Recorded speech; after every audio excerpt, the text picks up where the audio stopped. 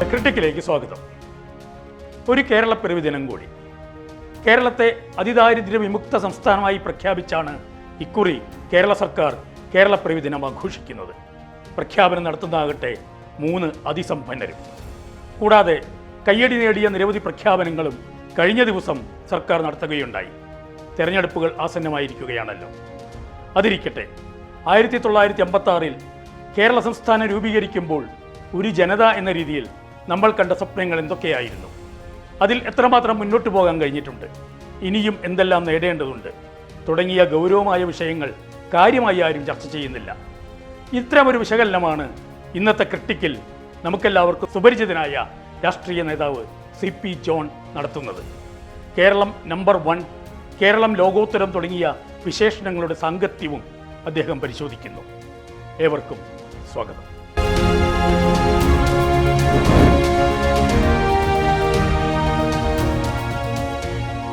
കേരളം അതിൻ്റെ പിറവി ദിനത്തിലേക്ക് എത്തിയിരിക്കുകയാണ് വീണ്ടും നവംബർ 1. അപ്പോൾ 68 വയസ്സ് പൂർത്തിയാവുന്ന ഒരു സംസ്ഥാനം.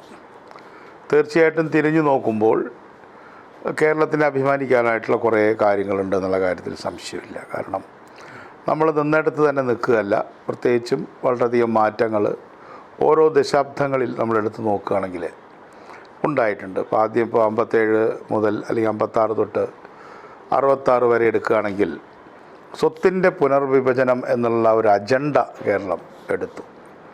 ഭൂബന്ധങ്ങളിൽ ഒരു മാറ്റം വരുത്താനുള്ള ഒരു അജണ്ട. അത് ആദ്യത്തെ ഒരു 10 വർഷം.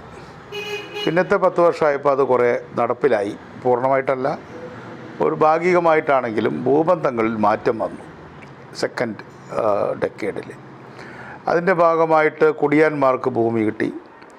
എന്നാൽ കർഷക തൊഴിലാളികൾക്ക് ഒരു പാച്ച് ഓഫ് ലാൻഡ് 10 സെൻറ്റാണ് മാക്സിമം കിട്ടിയത്. അവരാകട്ടെ നമ്മുടെ നാട്ടിലെ ഏറ്റവും കൂടുതൽ മാർജിനലൈസ്ഡ് ആയിട്ടുള്ള ദളിതുകളും അതേപോലെ തന്നെ ആദിവാസികളും മത്സ്യത്തൊഴിലാളികളും ഒക്കെയാണ്. മത്സ്യത്തൊഴിലാളികൾക്ക് പലപ്പോഴും 5 സെൻറ്റ് പോലും കിട്ടിയില്ല. കാരണം അവരൊക്കെ കോർപ്പറേഷൻ ഏരിയയിലൊക്കെ താമസിക്കുന്നവർക്ക് ജന്മിത്വം ഒന്നും ഉണ്ടായിരുന്നില്ല എന്നുള്ളതുകൊണ്ട് അവർക്ക് അവരുടെയൊക്കെ ഭൂമി വളരെ ഒന്നും കിട്ടിയില്ല എന്ന് തന്നെ വേണമെങ്കിൽ പറയാം. അപ്പം അങ്ങനെയുള്ള ഒരുപാട് ദൗർബല്യങ്ങൾ ആ പരിഷ്കരണത്തിനുണ്ടെങ്കിലും സ്വത്ത് പുനർവിഭജനം ചെയ്തു എന്നുള്ളത് മറ്റ് സംസ്ഥാനങ്ങളെ തട്ടിച്ച് നോക്കുകയാണെങ്കിൽ വളരെ വലിയൊരു കാര്യം തന്നെയായിരുന്നു. അത് കഴിഞ്ഞ് നമ്മൾ നെക്സ്റ്റ് ഡെക്കേഡിലേക്ക് നമുക്ക് 76 തൊട്ട് 86 വരെ ഉള്ള കാലം നോക്കുമ്പോൾ വീണ്ടും നമ്മൾ വേറൊരു ഘട്ടത്തിലേക്ക് കടക്കുന്നത് കാണാം. നമ്മൾ കേരളം വിട്ടു പോകുന്നു. കേരളം വിട്ടു പോകുന്നത് നല്ല അവസരങ്ങൾ കേരളത്തിന് കിട്ടുന്നത് കൊണ്ട് ബെറ്റർ ഓപ്പർച്യൂണിറ്റിക്ക് വേണ്ടി തൊഴിലില്ലായ്മയെ മറികടക്കാൻ വ്യവസായവൽക്കരണം തീരെ നടന്നില്ല. ഭൂബന്ധങ്ങളിൽ മാറ്റം വന്നെങ്കിലും വ്യവസായവൽക്കരണത്തിൽ നിന്ന് നമ്മൾ കുറേ പുറകോട്ട് പോവുകയോ അല്ലെങ്കിൽ മുന്നോട്ട് പോകാതിരിക്കുകയോ ചെയ്തു. അപ്പോൾ വ്യവസായവൽക്കരണം ബ്രിസ്ക്കായിട്ട് നടന്ന സ്ഥലങ്ങളിലേക്ക്, ഇന്ത്യയുടെ മറ്റ് നഗരങ്ങളിലേക്കും പിന്നീട് ഗൾഫ് ഓപ്പൺ ചെയ്തപ്പോൾ ഓയിൽ ബൂം ഉണ്ടായത് ഈ കാലത്താണല്ലോ നമ്മൾ പോയി.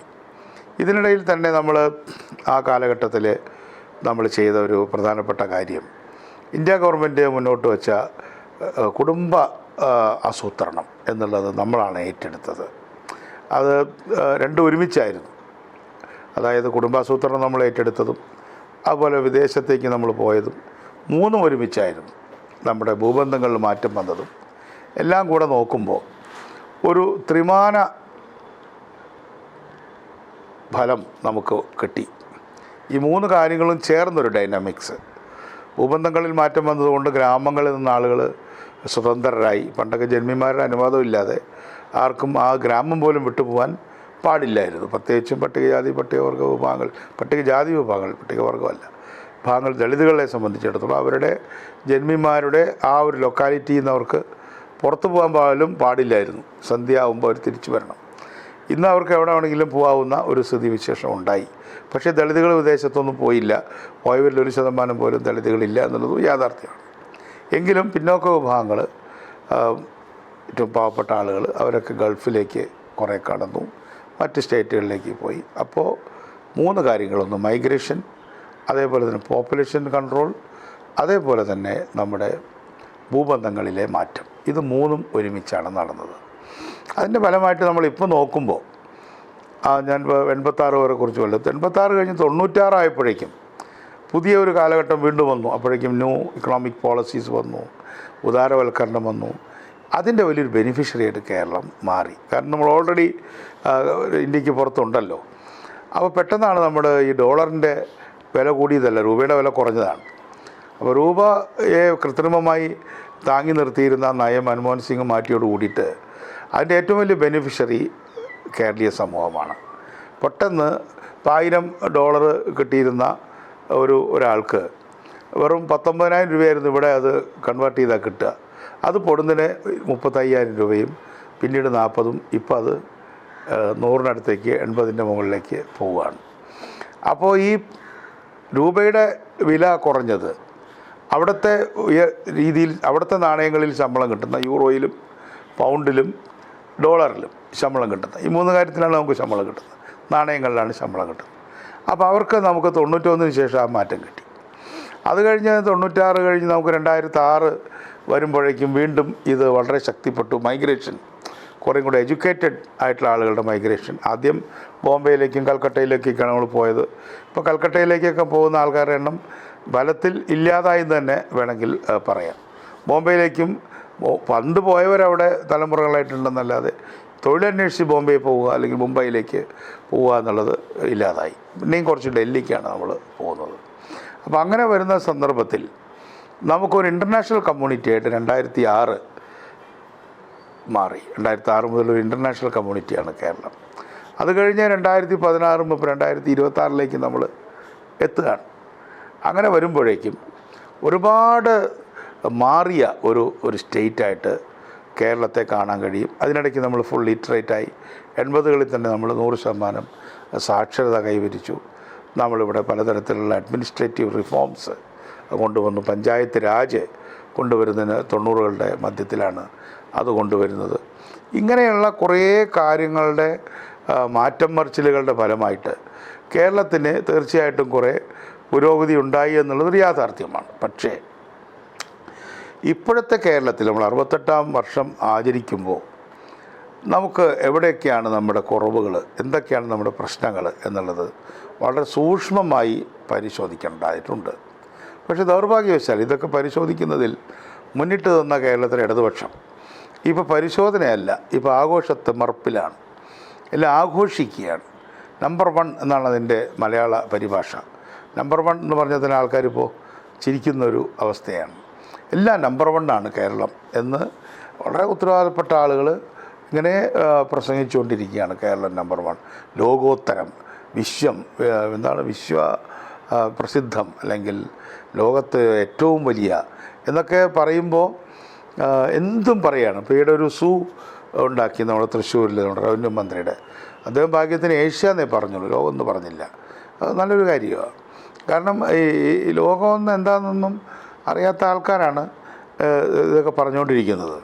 അപ്പോൾ അങ്ങനെ കേരളത്തെ ലോകത്തിലൊന്നാമതാക്കുക, ഒന്നാമതാക്കി കഴിഞ്ഞു എന്ന ഒരു PR ഏജൻസി ഇവിടെ ഒരു ക്യാമ്പയിനാണ് ഇപ്പോൾ ഇടതുപക്ഷം ഏറ്റെടുത്തിരിക്കുന്നത്. പണ്ട് ഗോഡ്സ് ഓൺ കൺട്രി എന്നുള്ളത്, അത് നിരീശ്വരവാദികൾ പോലും ഗോഡ്സ് ഓൺ കൺട്രി എന്ന് പറയുന്നൊരു നാടാണ് നമ്മുടെ. കാരണം അത് നല്ലൊരു കാവ്യ ഭാഷയാണ്, ഗോഡ്സ് ഓൺ കൺട്രി, ദൈവത്തിൻ്റെ സ്വന്തം നാട്. ഇപ്പോൾ അതിന് ഒരു അർത്ഥം ഉണ്ടായിരുന്നു. ഇപ്പോൾ പറയുന്നത് നമ്പർ 1 രാജ്യം, അല്ലെങ്കിൽ എന്താ പറയുക, നമ്പർ 1 കൺട്രി എന്ന് വേണമെങ്കിൽ പറയാം. അതൊരു ഫാഴ്സാണ്. അപ്പോൾ കേരളത്തിൻ്റെ ഇഷ്യൂസ് അഡ്രസ്സ് ചെയ്യാതിരിക്കുക എന്നത് ബോധപൂർവം അത് ചെയ്യാതിരിക്കുകയും ഉള്ള പ്രശ്നങ്ങൾ പരിഹരിക്കാനും പുതിയ തലമുറയുടെ വികസന പ്രശ്നങ്ങളും പുതിയ ഫ്യൂച്ചറിസ്റ്റിക് ആയിട്ടുള്ള കാര്യങ്ങൾ മറച്ചു വയ്ക്കാനും വേണ്ടിയിട്ടുള്ള ഒരു പഴമുറമാണ് ഈ നമ്പർ 1 പ്രചരണം എന്ന് പറയുന്നത്.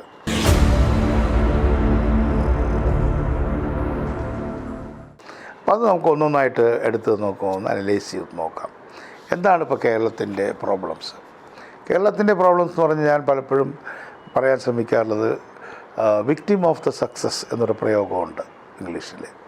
നമുക്ക് വിജയത്തിന് തന്നെ അതിൻ്റേതായ ഇരകളുണ്ട്. വിജയിക്കുന്നത് തന്നെ ഒരു പ്രശ്നമാണ്. ഇത്രയും അങ്ങോട്ട് വിജയിക്കണോ എന്ന് പലപ്പോഴും തോന്നും. അപ്പോൾ അതുപോലെ നമുക്ക് കുറേ victim of the success syndrome കേരളത്തിലുണ്ട്. കാരണം ഒരുപാട് വിജയങ്ങൾ നമുക്ക് ഒരുപാട് പ്രശ്നങ്ങളും ഉണ്ടാക്കിയിട്ടുണ്ട്. ഉദാഹരണം 1 by 1 ആയിട്ട് എടുക്കാം. ഇപ്പോൾ പോപ്പുലേഷൻ കൺട്രോൾ നമ്മൾ ചെയ്തു. പോപ്പുലേഷൻ കൺട്രോൾ ചെയ്തപ്പോൾ ഇന്ത്യയുടെ പോപ്പുലേഷൻ ഗ്രോത്തിനേക്കാളും കൂടുതലായിരുന്നു, പോപ്പുലേഷൻ ഗ്രോത്തിനേക്കാളും കൂടുതലായിരുന്നു കേരളത്തിൻ്റെ ഗ്രോത്ത് റേറ്റ്. ഉദാഹരണത്തിന് 10 വർഷത്തിൽ 1027 പേര് വെച്ചാണ് കേരളത്തിൽ 71 മുമ്പ് കൂടിയിരുന്നത്. എന്നാൽ ഇന്ത്യയിലോ അത് 24 അപ്പോൾ കേരളമാണ് ഡെക്കേഡൽ ഗ്രോത്ത് റേറ്റിൽ 50 വർഷം 55 വർഷം മുമ്പ് നമ്മളായിരുന്നു മുന്നിൽ. ഇപ്പോൾ ഇന്ത്യ അവസാനത്തെ സെൻസസ് 11 നടന്നത്. അപ്പോൾ ഇന്ത്യക്ക് 17 ആണെങ്കിൽ നമുക്ക് 4.5. അന്ന് തന്നെ 2011 തന്നെ ഇടുക്കിയിലും അതേപോലെ തന്നെ പത്തനംതിട്ടയിലും നമ്മൾ നെഗറ്റീവ് ഗ്രോത്ത് ആയി കഴിഞ്ഞു. ഇപ്പോൾ 15 വർഷം കഴിഞ്ഞപ്പോൾ എന്താണ് സംഭവിച്ചിട്ടുള്ളത് എന്ന് ഈ സെൻസസ് റിപ്പോർട്ട് 2 വർഷം കഴിയുമ്പോഴേ അത് പൂർണ്ണമായിട്ട് പുറത്തു വരുള്ളൂ. അങ്ങനെ വരുന്ന സമയത്ത് ഈ ആളുകൾ തീരെ ഇല്ലാതായതിൻ്റെ പ്രശ്നവും നമ്മൾ നേരിടുന്നുണ്ട്. ജനസംഖ്യ കുറഞ്ഞതിൻ്റെ ഗുണം കിട്ടി, കുട്ടികൾക്കൊക്കെ പഠിപ്പിക്കാൻ പറ്റി, നല്ല വീടുകൾ വയ്ക്കാൻ പറ്റി. അധികം വീടൊന്നും വെക്കേണ്ട, 10-12 കുട്ടികളുള്ള ഒരു വീടും ഇന്നിപ്പോൾ കേരളത്തിലില്ല. മാക്സിമം 4-5 കുട്ടികളാണ് മാക്സിമം ഉള്ളത്. ജനറലി 2 പേരും, മിക്ക വീടുകളിലും ഒരു കുട്ടിയൊക്കെ ആയിട്ട് മാറിക്കൊണ്ടിരിക്കുകയാണ്. പക്ഷേ പോപ്പുലേഷൻ കൺട്രോളിൽ നിന്ന് പോപ്പുലേഷൻ ഡെപ്ലിഷൻ, ജനസംഖ്യ പതനം അല്ലെങ്കിൽ ജനസംഖ്യയുടെ ഒരു തരം തകർച്ച, ജനസംഖ്യാ തകർച്ച നല്ലതല്ല. അപ്പോൾ അതിൻ്റേതായ പ്രശ്നങ്ങൾ നമ്മൾ ഒരു ഭാഗത്ത് നേരിടുന്നുണ്ട്. ഓൾഡ് ഏജ് ഇതിൻ്റെ ഭാഗമായിട്ട് കൂടുന്നു. അതൊരു സക്സസ്സാണ്. സത്യത്തിൽ ആളുകൾ മരിക്കാതിരിക്കുന്നത് ഒരു സക്സസ്സാണ്. പക്ഷെ ദീർഘകാലം മരിക്കാതെ ജീവിച്ചിരിക്കുന്നു എന്നുള്ളത് അതിൽ തന്നെ ഒരു പ്രശ്നമാണ്. ഇപ്പോൾ 90 വയസ്സിന് മുകളിലുള്ള അച്ഛനും ഉണ്ട്, അതേപോലെ തന്നെ മുത്തച്ഛനും ഉണ്ട്. ഒരു വർക്കിംഗ് ആയിട്ടുള്ള ഒരാളുടെ 45 വയസ്സായ ഒരാൾക്ക് പിന്നെ ഒരു 70 വയസ്സായ അച്ഛനും ഉണ്ട്. ആ 70 വയസ്സായ അച്ഛൻ്റെ അച്ഛനും ഉണ്ട്, അല്ലെങ്കിൽ അമ്മയുണ്ട്. അപ്പോൾ ഒരു തലമുറയ്ക്ക് പകരം 2 തലമുറകളെ സംരക്ഷിക്കേണ്ട ഒരു ചുമതല വർക്കിംഗ് പോപ്പുലേഷനിലേക്ക് വന്നു എന്നുള്ളത് അതിൻ്റെ ഒരു ചാലഞ്ചാണ്. അപ്പോൾ അതൊരു പുതിയൊരു ചാലഞ്ചാണ്. അച്ഛനെ നോക്കിയാൽ പോരാ, അപ്പൂപ്പനെയും നോക്കണം, അല്ലെങ്കിൽ അമ്മൂമ്മയും നോക്കണം. അവർക്കൊക്കെ അസുഖം വരുന്നു. അപ്പോൾ ഉദാഹരണത്തിന് ഇപ്പോൾ തമാശയ്ക്ക് ഡോക്ടർമാർ പറയാറുണ്ട്, 90 വയസ്സായാളുടെ മകനെ രോഗിയെക്കാളും കൂടുതൽ രോഗങ്ങളുള്ളത് 70 വയസ്സായ മകൾക്കാണ്, അദ്ദേഹത്തിൻ്റെ മകൾക്കാണ്. അപ്പോൾ അതൊക്കെ ഒരു ചാലഞ്ചാണ്. അതേപോലെ തന്നെ നമുക്കിപ്പോൾ നേരിടുന്ന ഒരു വലിയ പ്രശ്നം എന്ന് പറയുന്നത് നമ്മുടെ മാർജിനലൈസ്ഡ് കമ്മ്യൂണിറ്റികളെ നമ്മുടെ ഒപ്പം കൂട്ടാൻ കഴിഞ്ഞിട്ടില്ല. അതൊരു 10-15% ഉണ്ട്. ആ 10-15%-ൽ 10% ദളിത്, ഒരു 1.5% നമ്മുടെ ട്രൈബൽ കമ്മ്യൂണിറ്റികൾ, അതേപോലെ തന്നെ മത്സ്യത്തൊഴിലാളികൾ, കരകൗശല ജോലി ചെയ്യുന്ന ആളുകൾ, മൺപാത്രം ഉണ്ടാക്കുന്ന ആളുകൾ, ഇത്തരം ആളുകളെല്ലാം കൂടെ ചേർന്നാൽ പിന്നെ റീസെൻ്റ്ലി ഈ പല കമ്മ്യൂണിറ്റിയിൽ നിന്ന് കൺവേർട്ട് ചെയ്ത് വന്നിട്ടുള്ള ചില കമ്മ്യൂണിറ്റികൾ ഒരു 10-15-16% ആളുകളുടെ ചിത്രത്തെക്കുറിച്ച് കേരളം വറീഡല്ല എന്നുള്ളതാണ് ഇപ്പോഴത്തെ പ്രശ്നം. അവരെക്കുറിച്ച് ആരും സംസാരിക്കുന്നില്ല. കാരണം സക്സസിൻ്റെ ഭാഗമായിട്ട് ഒരു 35% ആളുകൾ, അല്ലെങ്കിൽ 1/3 എന്ന് പറയാം, 1/3 കുറച്ച് റിച്ചായിട്ട് ജീവിക്കുന്ന ഒരു കേരളമാണ് ഇപ്പോൾ ഉള്ളത്. പണ്ട് നമുക്കൊരു 5% റിച്ച് പോലും ഉണ്ടായിരുന്നില്ല. അന്നത്തെ ഒരു സ്കൂൾ അധ്യാപകനൊക്കെയാണ് നമ്മൾ റിച്ച് എന്ന് വിളിച്ചിരുന്നത്. ഇപ്പോൾ ഞാനൊക്കെ ഒരു സ്കൂൾ അധ്യാപകരുടെ അല്ലെങ്കിൽ ടീച്ചറുടെ മകനാണ്. അതേപോലെ എൻ്റെ അപ്പനൊരു സർക്കാർ ഉദ്യോഗസ്ഥനായിരുന്നു. അപ്പോൾ അവരൊക്കെ നാട്ടിൽ അവരൊക്കെ നല്ല സൗകര്യമുള്ള ആൾക്കാരായിട്ടാണ് കണക്കാക്കിയിരുന്നത്, തരക്കേടില്ലാത്ത ആൾക്കാർ, ജന്മിമാരാണ് പിന്നെ ഉള്ളവർ. അപ്പോൾ ജന്മിത്വം അവസാനിച്ചെങ്കിൽ പോലും സമ്പന്നരായിട്ടുള്ള ആളുകളുടെ എണ്ണത്തിൽ നല്ല വർധനവുണ്ടായി. അതുപോലെ തന്നെ നമ്മുടെ നാട്ടിലെ ജീവനക്കാരും, സർക്കാർ ജീവനക്കാരും, ബാങ്ക് ജീവനക്കാരും, ഗൾഫിൽ പോയി വന്നവരും എല്ലാവരും കൂടെ ചേർന്ന് വരുമ്പോൾ ഒരു 10-33% ആളുകൾ അവർ നല്ല വൃത്തിയുള്ള ഡ്രസ്സ് ധരിക്കുകയും അവർക്കെല്ലാം 1-2 വാഹനങ്ങൾ, 2 വീലറും 4 വീലറും, നല്ല വീടുകളും കോൺക്രീറ്റ് കെട്ടിടങ്ങളും സൗകര്യങ്ങളും ഒക്കെ ആയിട്ടുള്ള ഒരു 35-37%, ചില സ്ഥലത്ത് 33, എന്തായാലും 33+% എന്ന് നമുക്ക് പറയാം.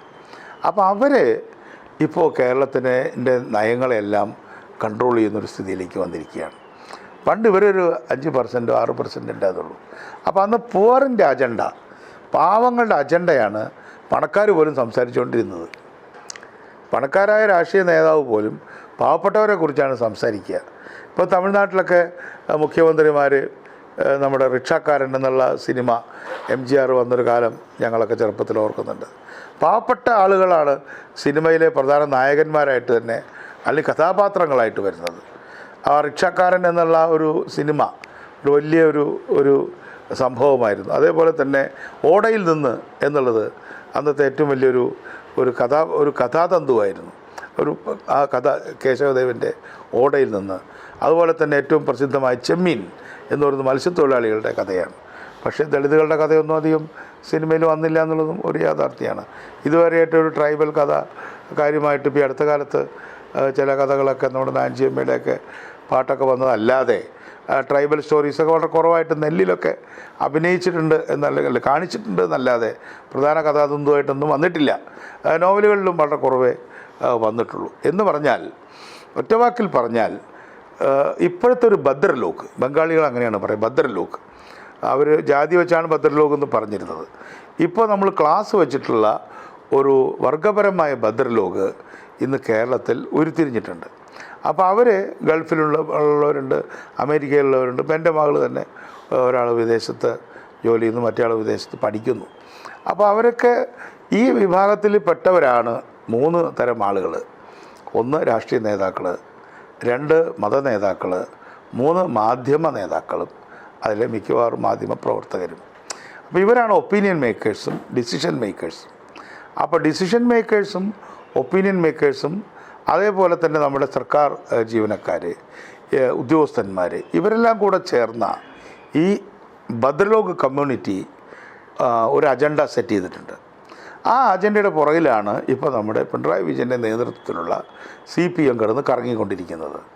അവർക്ക് നവകേരളം, ജനസദസ്സ്, ഇങ്ങനെ വലിയ ഒരർത്ഥമില്ലാത്ത, നമ്മുടെ മധുസൂദനൻ നായരുടെ കവിതയിൽ പറഞ്ഞ പോലെ അർത്ഥത്തിനായി വിയർക്കുന്ന വാക്കുകൾ എന്ന് പറഞ്ഞതുപോലെ അർത്ഥം എന്താണെന്നറിയാതെ വിഷമിക്കുന്ന കുറേ വാക്കുകൾ ഉച്ചരിച്ചുകൊണ്ടാണ് നമ്പർ 1 എന്നൊക്കെ പറഞ്ഞിട്ട് ഇപ്പോൾ നമ്മുടെ ഇടതുപക്ഷം നടക്കുന്നത്. അവരെ ഞാൻ ക്രിട്ടിസൈസ് ചെയ്യാൻ കാരണം ഞാൻ ഒരു ബ്രോഡ് ഇടതുപക്ഷത്തിൻ്റെ ഭാഗമാണ്. അപ്പോൾ അതുകൊണ്ട് നമുക്ക് ഇത് മാറ്റണം. നമുക്ക് മാറ്റിയിട്ട് ഇപ്പോൾ ഉണ്ടായ നേട്ടങ്ങളൊന്നും നേട്ടങ്ങളല്ല എന്നും, അല്ലെങ്കിൽ ഇപ്പോൾ ഉണ്ടായിട്ടുള്ളതൊക്കെ വെറും തല്ലിപ്പൊളിയാണെന്നും എന്നൊക്കെ പറഞ്ഞിട്ടുള്ള ആ ഒരു വാദത്തോടൊന്നും ഞാൻ യോജിക്കുക. കേരളമാകെ നശിച്ചുപോയി, കേരളം ഒരു നരകതുല്യമായി എന്നൊന്നും പറയുന്നത് വസ്തുതകൾക്ക് നിരക്കുന്നതല്ല. നമ്മൾ ജനസംഖ്യ നിയന്ത്രിച്ചു, വിദ്യാഭ്യാസത്തിൽ മുന്നോട്ട് പോയി, ആരോഗ്യത്തിൽ നമ്മൾ മുന്നോട്ട്, ആയുർദൈർഘ്യമാണല്ലോ അതിൻ്റെ ടേസ്റ്റ് ഓഫ് ദ പുഡിങ്, മുന്നോട്ട് പോയി. അപ്പോൾ ഇത്തരം കാര്യങ്ങളിലൊക്കെ നമ്മൾ മുന്നോട്ട് പോയിട്ടുണ്ട്. പക്ഷേ വ്യവസായത്തിൽ നമ്മൾ മുന്നോട്ട് പോയില്ല. മുന്നോട്ട് പോയ സ്ഥലങ്ങളിലേക്ക് നമ്മൾ പോയി. അങ്ങനെയാണ് നമ്മൾ മുഹമ്മദ് മലയുടെ അടുത്തേക്ക് പോയി എന്ന് പറയുന്നത് പോലെ നമ്മൾ ലോകത്തെ ഏറ്റവും വികസിത കേന്ദ്രങ്ങൾ നമ്മളെത്തി. അപ്പോൾ ഈ വ്യവസായ വികസനത്തിൻ്റെ നേട്ടം തന്നെയാണ് കേരളം അനുഭവിച്ചുകൊണ്ടിരിക്കുന്നത്. ചിലർ പറയാറുണ്ട് വ്യവസായമില്ലാതെ കേരളം നന്നായി. അത് തെറ്റാണ്. നമ്മൾ മുഹമ്മദ് മലയുടെ അടുത്തേക്ക് പോയിട്ട് മുഹമ്മദിന് കിട്ടിയ ഒരു കൂലിയാണ് ഇവിടെ നമ്മളെ കുറച്ചൊക്കെ മെച്ചപ്പെടുത്തിയിട്ടുള്ളത്. പിന്നെ ഗൾഫിൽ ഇപ്പോൾ നമുക്ക് വ്യാപാരികളും വ്യവസായികളും ഒക്കെ ഉണ്ട്. വലിയ വ്യവസായികളെക്കാളും വ്യാപാരികളുണ്ട്. അപ്പോൾ പണ്ട് ജോലിക്കാർ മാത്രമായിരുന്നു. അവർ വൻകിട ആയിട്ടുള്ള ആൾക്കാർ തന്നെയുണ്ട്. ഇതൊക്കെ ഒന്നും ഞാൻ അതിൻ്റെ പ്ലസ്സായിട്ടാണ് കാണുന്നത്. പക്ഷേ എന്താണ് വലിയൊരു സെക്ഷൻ, ഞാൻ നേരത്തെ പറഞ്ഞ 10-15% ബാക്ക്വേർഡ് കമ്മ്യൂണിറ്റി, ഇനി ബാക്കി എല്ലാ കമ്മ്യൂണിറ്റിയിലും പെട്ട ആളുകളിൽ വലിയൊരു ഭൂരിപക്ഷം ആളുകളും കിടന്ന് കഷ്ടപ്പെടുകയാണ്.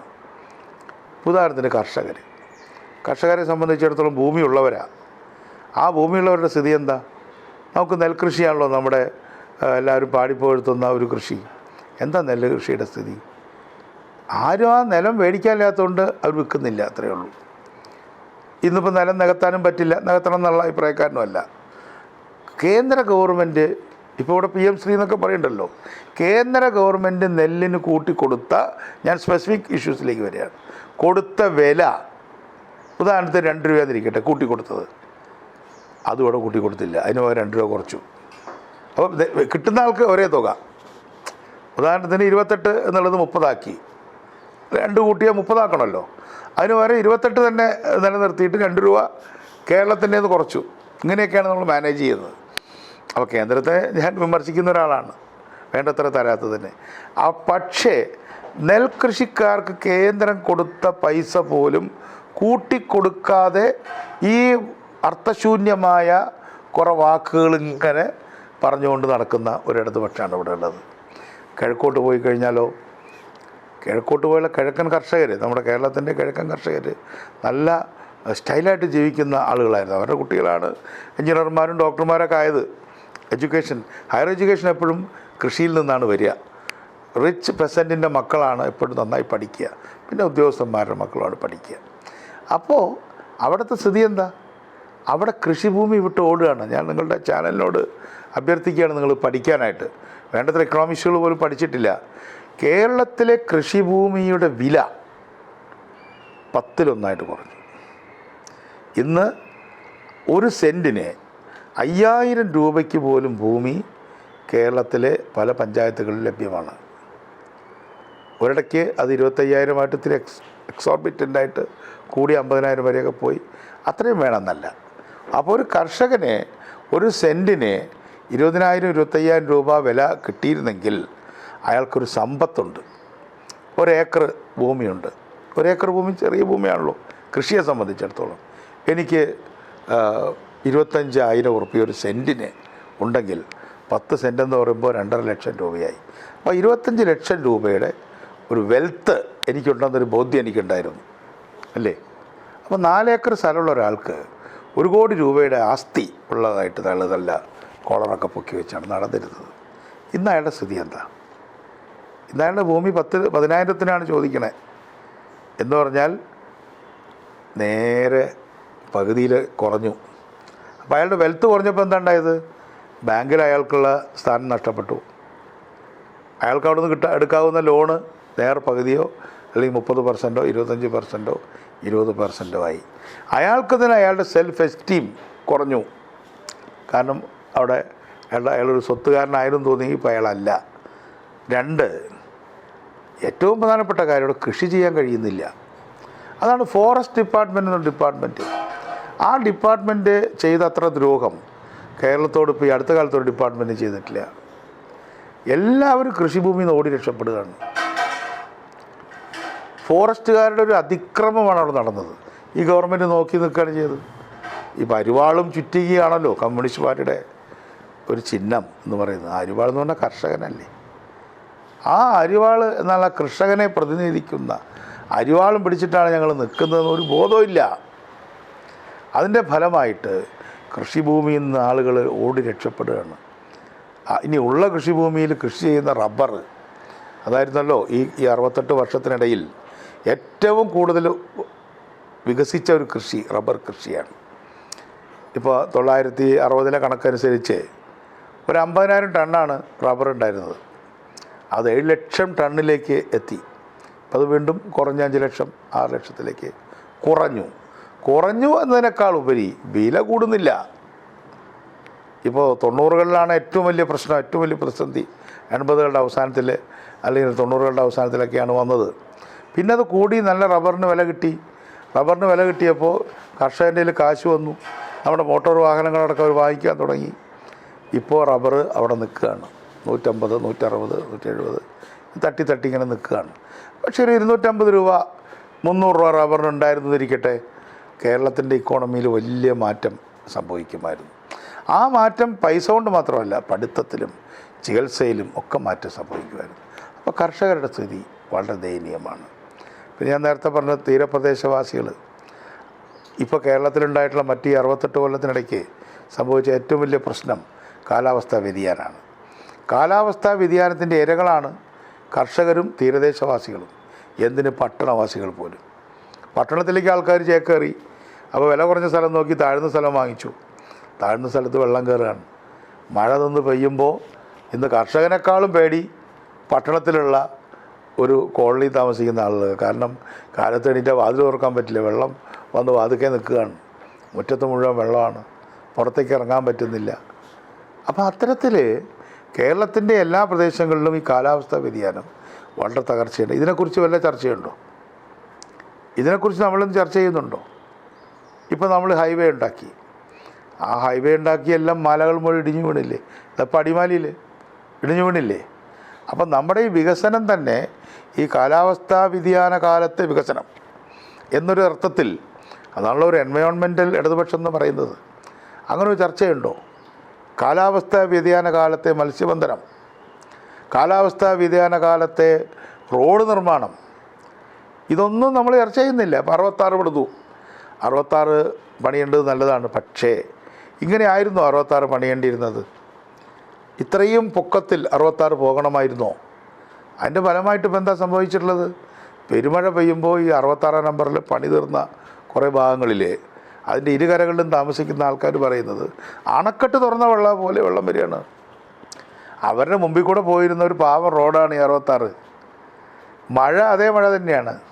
പക്ഷെ ഇത് പൊക്കിപ്പണിത് ഒരു കെട്ടിടം പോലെ, ഒരു പാലം പോലെ ഈ റോഡ് പണിതപ്പോൾ ആ പാലത്തിൽ നിന്ന്, റോഡ് പാലത്തിൽ നിന്നും വീഴുന്ന വെള്ളം 2 സൈഡിലുള്ള വീടുകളിൽ വന്ന് വെള്ളക്കെട്ടുണ്ടായിക്കൊണ്ടിരിക്കുകയാണ്.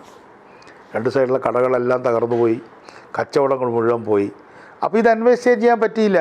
നമുക്ക് സ്പീഡിൽ പോകണം, സംശയമില്ല. എൻ്റെ അഭിപ്രായത്തിൽ ഒരു മണിക്കൂറിൽ 100 കിലോമീറ്റർ ഡിസ്പ്ലേസ് ചെയ്യണം എന്നുള്ളതാണ് ഒരു ഇൻ്റർനാഷണൽ സ്റ്റാൻഡേർഡ്. എന്ന് വെച്ചാൽ എറണാകുളത്തേക്ക് തിരുവനന്തപുരത്ത് 2 മണിക്കൂർ, അന്ന് സ്റ്റാൻഡേർഡ് അതാണ്. പക്ഷെ അങ്ങനെ ചെയ്യുമ്പോൾ ഇതുപോലത്തെ ഒരു ട്രോപ്പിക്കൽ രാജ്യത്ത്, ഇത്രയും മഴ പെയ്യുന്നൊരു സ്ഥലത്ത് ഇത്രയും പൊക്കത്തിൽ വെള്ളം പെയ്ത ആ വെള്ളം മുഴുവൻ എന്നാൽ ജലസംഭരണിയൊന്നുമില്ല.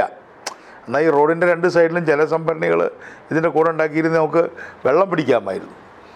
വെള്ളക്കെട്ടുകളാണ് ഇപ്പോൾ ഉണ്ടായിട്ടുള്ളത്. എന്ന് പറഞ്ഞാൽ നമുക്ക് ഈ 68 വർഷത്തിനിടയ്ക്ക് ഉണ്ടായിട്ടുള്ള എൻവയോൺമെൻറ്റൽ ചേഞ്ചിനെ കുറിച്ച് യാതൊരു ബോധവും നമുക്കില്ല. അതേപോലെ തന്നെ തൊഴിലില്ലായ്മ, അതുപോലെ തന്നെ നമ്മുടെ കൂലിയെക്കുറിച്ച് നമ്മൾ അറിയണാണോ? വാസ്തവത്തിൽ തൊഴിലുറപ്പ് പദ്ധതി എന്ന് പറയുന്ന സോണിയാഗാന്ധി കൊണ്ടുവന്ന പദ്ധതി ഇല്ലായിരുന്നെങ്കിൽ ഇവിടെ പട്ടിണി മരണം സംഭവിക്കുമായിരുന്നു കേരളത്തിൽ. ഇപ്പോൾ കുട്ടനാട്ടിൽ എത്രയാണ് കൂലി? ഇപ്പോൾ നിങ്ങളോട് ആരെങ്കിലും കൂലിയെക്കുറിച്ച് സംസാരിച്ചിട്ടുണ്ടോ അടുത്ത കാലത്ത്? പണ്ട് കൂലിക്ക് വേണ്ടി കമ്മ്യൂണിസ്റ്റുകാർ ചോദിക്കുന്നു എന്നുള്ളതായിരുന്നു അവരുടെ പേരിലുള്ള വലിയൊരു ആക്ഷേപം. അപ്പം അങ്ങനൊരു ആക്ഷേപം ആർക്കും ഇല്ല. കമ്മ്യൂണിസ്റ്റ് പാർട്ടി കൂലിയെക്കുറിച്ച് സംസാരിക്കുന്നേ ഇല്ല. സ്ത്രീകളുടെ കൂലിയെക്കുറിച്ച് നമ്മൾ എവിടെയും ചർച്ച ചെയ്തു അടുത്ത കാലത്ത്? ഇപ്പോൾ ഞാൻ കുട്ടനാട്ടിൽ അന്വേഷിച്ചു. 1000 രൂപയാണ് ആണുങ്ങളുടെ കൂലി, 1100 വരെയുണ്ട്.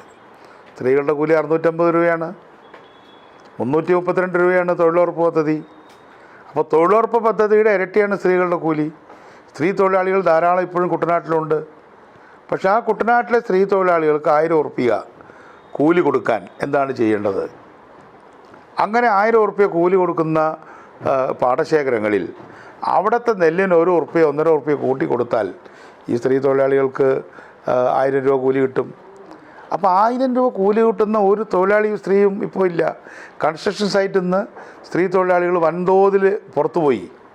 അപൂർവം സ്ഥലത്താണ്. ആലപ്പുഴ ജില്ലയിൽ തന്നെ ഞാൻ ഈയിടെ ഒരു പഠനം നടത്തിയപ്പോൾ മണ്ണഞ്ചേരി ഭാഗത്തൊക്കെ സ്ത്രീ തൊഴിലാളികൾക്ക് കോൺക്രീറ്റ് പണിക്ക് പോയ 1000 ഉറുപ്പിക കിട്ടുന്നെന്ന് പറയുന്നു. പക്ഷേ ഇന്ന് മിക്ക സ്ഥലങ്ങളിലും കൺസ്ട്രക്ഷൻ വർക്കിന് സ്ത്രീകൾ പുറത്തുപോയി. അപ്പോൾ കൂലിയുടെ കാര്യത്തിൽ ആണ് കേരളം മുന്നിൽ നിന്നതെങ്കിൽ കേരളത്തിലെ സ്ത്രീകളുടെ കൂലി കുറവാണ്. ഇപ്പോൾ നമ്മുടെ വീടുകളിലൊക്കെ ജോലിക്ക് സഹായത്തിനായിട്ട് വരുന്ന ഡൊമസ്റ്റിക് ഹെൽപ്പ്, അവരുടെ കൂലിയിൽ ഗണ്യമായിട്ടുള്ളൊരു വർധനവ് ഉണ്ടായിട്ടുണ്ടെന്ന് പറയാൻ പറ്റും. ഡിമാൻഡും ഉണ്ട്. ബാക്കി വർക്ക് ചെയ്യുന്ന മേഖലകളിൽ സ്ത്രീകൾക്ക് കൂലിയില്ല. ഇപ്പോൾ കൂലിയുടെ വർധനവ് തന്നെ എടുത്തു നോക്കിയാൽ കഴിഞ്ഞ 5-8 വർഷമായിട്ട് കൂലി വർദ്ധിച്ചോ? കൂലി വർദ്ധിച്ചിട്ടില്ല. എന്നാൽ ജീവിത ചെലവോ ഡബിളായി. കഴിഞ്ഞ 10 വർഷത്തിനിടയ്ക്ക് ഇരട്ടി ജീവിത ചെലവ്. ഇപ്പോൾ അരിയുടെ വില, ഞാൻ തൊഴിലാളി യൂണിയൻ്റെ ഒരു സെക്രട്ടറി എന്ന നിലയ്ക്ക് അവർ വാങ്ങിച്ച് കഴിക്കുന്ന അരിക്ക് പോലും 55 രൂപയുണ്ട്. കാരണം പലരും APL കിടക്കുന്നത്, അവർക്ക് 2 കിലോ അരിയെ കിട്ടുന്നുള്ളൂ കാർഡിന്. അപ്പോൾ 55 രൂപയ്ക്ക് 1 കിലോ അരി വാങ്ങിക്കുന്ന സ്ഥിതിയിലാണ് തൊഴിലാളികളുള്ളത്.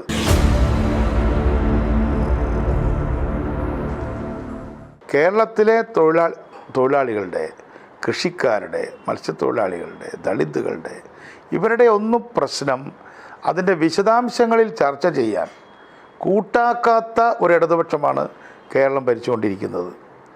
ഇപ്പോൾ നമുക്ക് 2-3 സെക്ടറും കൂടെ പറഞ്ഞിട്ട് ഞാൻ നിർത്താം. കോപ്പറേറ്റീവ് സെക്ടർ പൂത്തുലഞ്ഞു നിന്നൊരു സെക്ടറാണ് കോപ്പറേറ്റീവ് സെക്ടർ. കേരള ബാങ്കിൻ്റെ ചിഹ്നം തന്നെ നമ്പർ 1. എന്താ ഇപ്പോൾ അവിടെ സ്ഥിതി? 10,000-10,000-ഓളം കോപ്പറേറ്റീവ് സൊസൈറ്റികൾ സ്ട്രെസ്ഡാണ്. 100 കണക്കിന് കോപ്പറേറ്റീവ് സൊസൈറ്റികൾ പൊളിഞ്ഞു. എത്രയോ കോപ്പറേറ്റീവ് സൊസൈറ്റിയിലെ ആൾക്ക് ശമ്പളം കിട്ടുന്നില്ല, ഡെപ്പോസിറ്റ് കൊടുക്കാൻ കഴിയുന്നില്ല, തിരിച്ചു കൊടുക്കാൻ കഴിയുന്നില്ല. ഡെപ്പോസിറ്റ് തിരിച്ചു കൊടുക്കാൻ കഴിയാത്തതിൻ്റെ ഒരു കാരണം ആളുകൾ വെപ്രാളം കൊണ്ട് റൺ എന്നാണ് വിചാരിച്ചിട്ട് അത് ചെയ്യുന്നതിൽ അർത്ഥമില്ല. സൊസൈറ്റികളിൽ പോയിട്ട് പൈസ പിൻവലിക്കാൻ ശ്രമിക്കുകയാണ്. പിൻവലിക്കാൻ ശ്രമിക്കും തോറും കിട്ടില്ല. കാരണം അതിനൊരു താളമുണ്ടല്ലോ. നമ്മൾ കൊടുത്ത ഡെപ്പോസിറ്റ് ലോണായിട്ട് പോയിരിക്കുകയല്ലേ. അപ്പോൾ എത്ര അധികം സ്പീഡിൽ പിൻവലിക്കാൻ ശ്രമിക്കുന്നോ അത്രയും പതുക്കെ പൈസ തിരിച്ചു കിട്ടുള്ളൂ. അത് ഗവൺമെൻറ് പോലും ചെയ്യുന്നുണ്ടോ? ഗവൺമെൻറ് ഒന്നും ചെയ്യുന്നില്ല. കൊട്ടിക്കൊഴിച്ചതാണല്ലോ ജനകീയാസൂത്രണം. ജനകീയാസൂത്രണത്തിൻ്റെ 35% പൈസ 2024-25 വെട്ടിക്കുറച്ചു. 25% കൊടുത്തേ ഇല്ല. പിന്നെ കൊടുത്ത മൂന്നാമത്തെ 25% അത് തന്നെ തിരിച്ചുപോയി. ആർക്കെങ്കിലും വറിയിട്ടാണോ? പക്ഷേ ഇതൊക്കെ അജണ്ടയാക്കുന്നതിൽ പ്രതിപക്ഷത്തിന് വീക്ക്നെസ് ഉണ്ട് എന്ന് പറഞ്ഞാൽ ഞാൻ അംഗീകരിക്കാം. പക്ഷേ ഇതിൻ്റെ എല്ലാം റിസൾട്ട് തൊഴിലാളി ക്ഷേമനിധി ബോർഡുകൾ 17 മാസമായി നിർമ്മാണ തൊഴിലാളി ക്ഷേമനിധി ബോർഡ് എന്ന് പെൻഷൻ കൊടുത്തിട്ടില്ല. 1500 കോടി ഉണ്ടായിരുന്ന ആ ബോർഡിൽ ഇന്നിപ്പോൾ 150 കോടി 120 കോടിയേ ഉള്ളൂ. നമുക്ക് വിദ്യാഭ്യാസ മന്ത്രി തന്നെയാണ് തൊഴിൽ മന്ത്രി. വിദ്യാഭ്യാസ രംഗത്ത് പൊതുവിദ്യാഭ്യാസ രംഗത്ത് വിദ്യാഭ്യാസ മന്ത്രി വളരെ ആക്റ്റീവാണ്. അപ്പോൾ അതൊക്കെ PM ശ്രീ അതൊക്കെ ഞാൻ കൂട്ടിക്കൊഴിക്കില്ല. ആക്റ്റീവായിട്ടുള്ളൊരു വിദ്യാഭ്യാസ മന്ത്രിയാണ്. പക്ഷേ തൊഴിൽ മന്ത്രി എന്ന നിലയ്ക്ക് ക്ഷേമനിധികളെക്കുറിച്ച് അദ്ദേഹം സംസാരിച്ചായിട്ട് ഞാൻ കേട്ടിട്ടില്ല. അതിനെക്കുറിച്ച് വറീഡല്ല.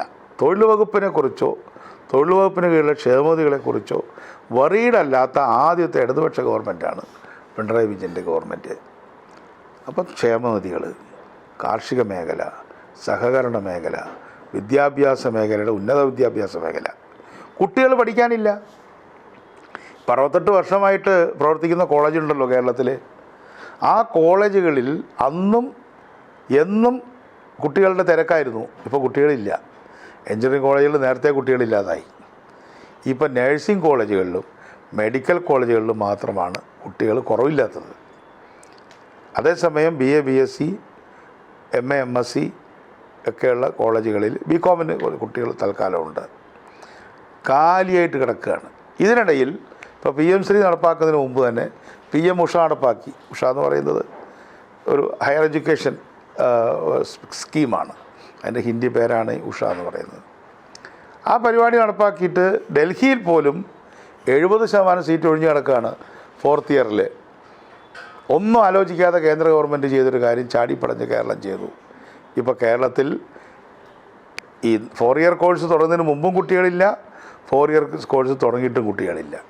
അപ്പോൾ എന്നെ ഏറ്റവും കൂടുതൽ അലട്ടുന്ന പ്രശ്നം ഇടതുപക്ഷ ഗവൺമെൻറ്റിനെയോ ഇടതുപക്ഷ ജനാധിപത്യ മുന്നണിയെയോ ഇത്തരം പ്രശ്നങ്ങൾ അലട്ടുന്നില്ല എന്നുള്ളതാണ് എന്നെ അലട്ടുന്ന ഏറ്റവും വലിയ പ്രശ്നം. അപ്പം അതുകൊണ്ട് 68ാം വാർഷികം ആഘോഷിക്കുന്ന കേരളത്തിന് നേട്ടങ്ങളൊക്കെ ഉണ്ടായിട്ടുണ്ട്. പക്ഷേ കേരളത്തിൻ്റെ ഫ്യൂച്ചറിസ്റ്റിക് ഇഷ്യൂസ് നമുക്കതപ്പോൾ ഇവിടെ AI വന്നു. AI വരുമ്പോൾ നമ്മുടെ ടെക്നോ പാർക്കുകളിലൊക്കെ എന്താ സംഭവിക്കാമെന്ന് നമുക്കറിയില്ല. നമ്മളതിനോട് കോപ്പപ്പ് ചെയ്യണം. ഇപ്പോൾ AI നമുക്ക് തടുക്കാൻ പറ്റുമോ? ഇല്ല. അതുകൊണ്ട് കമ്പ്യൂട്ടറിന് തടുക്കാൻ പറ്റില്ല. അതുപോലെ ഇപ്പോൾ കമ്പ്യൂട്ടർ പഠിച്ചിട്ടുള്ള ടെക്നിക്കലായിട്ടുള്ള ആളുകൾക്ക് തന്നെ AI വരുമ്പോൾ 10 ആൾ വരുന്നിടത്ത് 2 ആൾ മതി, അല്ലെങ്കിൽ 5 ആൾ മതി. അപ്പോൾ AI വരുമ്പോൾ അതിനോട് നമ്മൾ കോപ്പപ്പ് ചെയ്യാനുള്ള കാര്യങ്ങൾ ചെയ്തിട്ടുണ്ടോ എന്ന് ചോദിച്ചാൽ അതൊന്നും ഒരു ഗൗരവത്തിൽ ചെയ്തതായിട്ട് എനിക്ക് തോന്നിയിട്ടില്ല. അപ്പോൾ നമ്മളുണ്ടാക്കിയ ടെക്നോ പാർക്കുകൾ പോലും കൃത്യമായ തരത്തിൽ അപ്ഗ്രേഡ് ചെയ്തില്ലെങ്കിൽ ഈ ഒഴിഞ്ഞു കിടക്കുന്ന എഞ്ചിനീയറിംഗ് കോളേജ് പോലെ ആവും. അപ്പോൾ അത് വരാൻ പാടില്ല. അതിനുവേണ്ടി എന്തൊക്കെ ചെയ്യാൻ പറ്റും? AI-യുടെ ഉൽപ്പന്നങ്ങൾ എങ്ങനെ നമുക്കുണ്ടാക്കാൻ പറ്റും? എങ്ങനെ ഇപ്പോൾ പുതിയ ഏറ്റവും മോസ്റ്റ് മോഡേണായ കാര്യങ്ങൾ കേരളത്തിൽ നിർമ്മിക്കാൻ കഴിയുമോ? ഇനി നമ്മളിപ്പോൾ ഒരു സ്പിന്നിങ് മില്ല് തുടങ്ങാൻ കഴിയില്ല. അല്ലെങ്കിൽ ഒരു വലിയ മാനുഫാക്ചറിങ് ഇൻഡസ്ട്രി കേരളത്തിൽ, ഒരു കാർ നിർമ്മാണശാല കേരളത്തിൻ്റെ ഈ പരിസ്ഥിതി വെച്ചിട്ട് വളരെ എളുപ്പമല്ല. അപ്പോൾ ഇലക്ട്രോണിക് ഇൻഡസ്ട്രി, ഹൈ എൻഡ് ആയിട്ടുള്ള ഫാർമ ഇൻഡസ്ട്രി തുടങ്ങിയ കാര്യങ്ങൾക്ക് കേരളത്തിൽ സ്ഥലമുണ്ട്. ബഹുനില കെട്ടിടങ്ങളിൽ അത് നടക്കും. ഇപ്പോൾ ടെക്നോ പാർക്കുകൾ തന്നെ ബഹുനില കെട്ടിടങ്ങളാണ്. അപ്പോൾ ബഹുനില കെട്ടിടങ്ങളിൽ നടക്കുന്ന കാര്യമേ നടക്കൂ. അപ്പോൾ ഇത്തരം കാര്യങ്ങളൊക്കെ ചെയ്യാനും ഇത്തരം കാര്യങ്ങളൊക്കെ മനസ്സിലാക്കാനുമുള്ള ഒരു അജണ്ടയില്ലാതെ ഇപ്പോൾ 2031 എന്നുണ്ട്, 2031 കൊണ്ടുള്ള എന്തോ ഒരു പരിപാടി നടക്കുന്നുണ്ട്, ജനകീയ സദസ്സെന്നോ എന്തൊക്കെയോ പറയുന്നുണ്ട്, നവകേരളം. ഇതൊക്കെ അർത്ഥശൂന്യമായിട്ടുള്ള കാര്യം. ഡോക്യുമെൻ്റൊന്നുമില്ല. ഇപ്പം തന്നെ എല്ലാവരും ദരിദ്രരല്ലാതെ പ്രഖ്യാപിച്ചു. 68,000 വീട്ടുകാരെയാണ് പ്രഖ്യാപിച്ചിട്ടുള്ളത്. 85 ലക്ഷത്തിലധികം വീട്ടുകാരാകെ ഉണ്ട്. അപ്പോൾ അതിൻ്റെ ഒരു 7%, 8%ആണ് ആകെ ഇപ്പോൾ ഒരു പറയുന്നത്. പക്ഷേ ഇതൊക്കെ നേരത്തെ ചെയ്ത കാര്യങ്ങൾ ആശ്രയ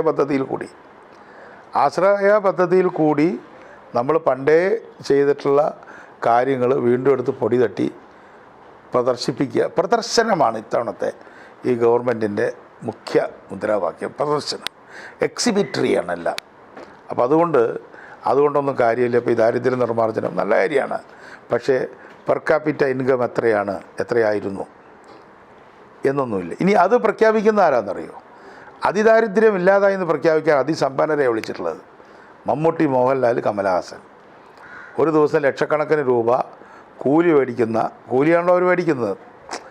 സിനിമാ നടന്മാർ കൂലിയാണ് മേടിക്കുന്ന ആളുകളെ വെച്ചിട്ടാണ് ഒരു ദിവസം 200 റുപ്യ കിട്ടുന്ന ആശാ വർക്കർമാർ, 250 റുപ്യ താഴെ കിട്ടുന്ന ആശാ വർക്കർമാരോട് സംസാരിക്കുന്നത്, അല്ലെങ്കിൽ കൂലിപ്പണിക്കാരോട്, തൊഴിലില്ലാത്തവരോട് സംസാരിക്കുന്നത്. അപ്പോൾ ഇതൊക്കെ ഇതൊരു ഫാഴ്സാണ്. ഇത് ഇടതുപക്ഷത്തിൻ്റെ ഒരു അൺലെഫ്റ്റാണിത്. ആൻറ്റി ലെഫ്റ്റ് എന്ന് ഞാൻ പറയുന്നില്ല, ഇതൊരു അൺലെഫ്റ്റാണ്. അത്തരത്തിലുള്ള ഒരു എവിടെ നിന്നാണ് ഇവർ ഈ ലെഫ്റ്റ് പഠിച്ചത്? സിനിമാ നടന്മാരെയും സിനിമാ നടിമാരെയും വെച്ചുകൊണ്ട് ദാരിദ്ര്യമില്ലാതെ ആയി എന്ന് പറയേണ്ടി വരിക എന്ന് പറഞ്ഞാൽ എന്തോ ഒരു പരിമിതിയാണിത് അവരുടെ. അതേസമയം ആരാണ് സാക്ഷരത പ്രഖ്യാപിച്ചത്? ഒരു സാധാരണ സ്ത്രീയല്ലേ പ്രഖ്യാപിച്ചത് മലപ്പുറത്ത്. അവർ അടുത്ത കാലത്ത് മരിച്ചുപോയി. അപ്പോൾ ഏറ്റവും പാവപ്പെട്ട ഒരാളല്ലേ പറയേണ്ടത് എൻ്റെ ദാരിദ്ര്യം മാറിയെന്ന്? അത്തരം ആളുകളെയല്ലേ മുന്നിലേക്ക് കൊണ്ടുവരണ്ടേ? അതിന് പകരം കോടിക്കണക്കിന് രൂപ ഇൻകം ടാക്സ് കൊടുക്കുന്ന ആളാണ് പറയുന്നത് കേരളത്തിൽ അതിദാരിദ്ര്യം ഇല്ലാതായി. ഇതൊക്കെ ഞാനൊരു ഉദാഹരണം എന്ന് പറഞ്ഞത് മാത്രമേ ഉള്ളൂ. അതുകൊണ്ട് കേരളം 68 വയസ്സ് തികയുമ്പോൾ നേട്ടങ്ങളുണ്ടാക്കിയിട്ടുണ്ട്. നേട്ടങ്ങൾ കൊണ്ടുണ്ടായ കോട്ടങ്ങളുമുണ്ട്, ഇനി പരിഹരിക്കേണ്ട കോട്ടങ്ങളുണ്ട്. അതൊക്കെ എല്ലാ സൊസൈറ്റിയിലും ഉണ്ടാകുന്നതാണ്. അതൊക്കെ പരിഹരിക്കാനായിട്ടുള്ള ഒരു സമഗ്രമായ ഒരു പ്രോഗ്രാമാണ് UDF ആലോചിക്കുന്നത്. പ്രത്യേകിച്ച് ആരോഗ്യരംഗത്തൊക്കെ വളരെ പുറകോട്ട് ഈ 5-10 വർഷം പോയി. മെഡിക്കൽ കോളേജുകളൊക്കെ ഏതാണ്ട് പൂട്ടിയ പോലെയാണ് പല മെഡിക്കൽ കോളേജുകളും. ഓപ്പറേഷൻസ് ഒന്നും നടക്കുന്നില്ല, കോളേജുകളിൽ കുട്ടികളില്ല, കൃഷിസ്ഥലങ്ങളിൽ കർഷകരില്ല, കൃഷി ചെയ്യുന്നവർക്ക് പൈസ ഇല്ല, സഹകരണ സംഘത്തിൽ പൈസ ഇല്ല. ഇത്തരത്തിലുള്ള സിറ്റുവേഷൻസ് ചേഞ്ച് ചെയ്യാൻ ഞങ്ങൾ ശ്രമിക്കുകയാണ്.